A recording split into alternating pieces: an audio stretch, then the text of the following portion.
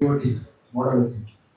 Toll system పెడితే ఖచ్చితంగా ఆ బిఓటిలో ఒక ప్రైవేట్ పార్ట్నర్ వస్తారు, ప్రభుత్వం వాళ్ళు బ్యాంక్ నుంచి లోన్ తెచ్చుకుంటారు, టోల్ కలెక్ట్ చేసుకుని వాళ్ళు అది రీపే చేసుకుంటారు అని చెప్తే పీపీపీ మోడల్ వచ్చింది.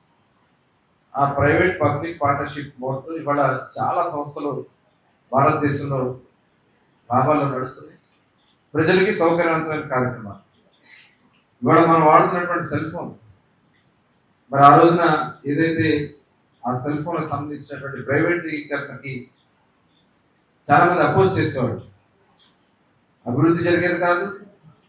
ఇవాళ ఇంత మార్పులకు కారణం ఇంత భారతదేశం ఇంత ఫాస్ట్గా ఇవాళ 4వ స్థానంలో ఉన్నాం. మనం అభివృద్ధి చెందినటువంటి దేశాల్లో 4వ స్థానంకి రాగలిగామంటే ఆ రోజు తీసుకున్నటువంటి కొన్ని నిర్ణయాలు, ట్రాన్స్ఫర్మేషన్ మారింది. మొత్తం రోడ్స్ వచ్చినాయి, కనెక్టివిటీ వచ్చింది, ఫోన్ కనెక్షన్స్ వచ్చినాయి. ఇదివరకు నా చిన్నతనంలో నేను కూడా వర్క్షాప్కి వెళ్తే ట్రంకాలు బుక్ చేసేవాడు.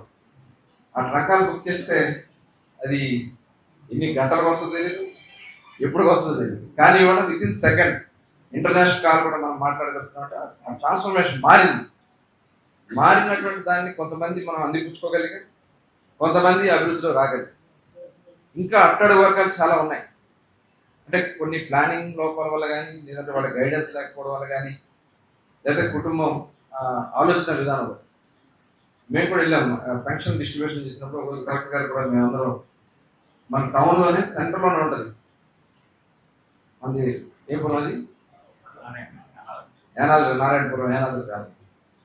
ఇంకా అది చూస్తే నిజంగా మాకే చాలా బాధ అనిపిస్తుంది. ఏంటి ఇంకా ఏంటి ఇంత మార్పు సొసైటీలో మారుస్తున్నాయి, గెలుగులో మార్పు రాలేదని అనిపిస్తుంది. అక్కడే పుట్టుకుంటారు, అక్కడే తింటారు, అక్కడే అన్ని కార్యక్రమాలు చేస్తారు, తాగుతూ ఉంటారు.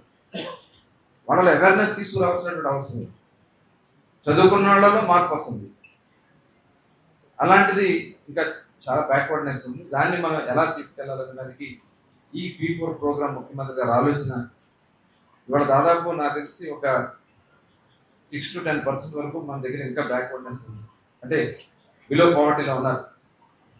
వాళ్ళని ఆ దిగువ రేఖలో ఉన్నటువంటి వాళ్ళని మన పైకి తీసుకురావాలంటే మనం అందరం కూడా వాళ్ళకి ఒక చేయొద్దు, ఇవ్వాలి, హ్యాండ్ హోల్డ్ ఇవ్వాలి. దానికి కొంతమందిని ఐడెంటిఫై చేయాలి.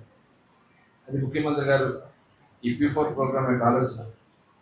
Private public people partnership. ఇవాళ ప్రభుత్వం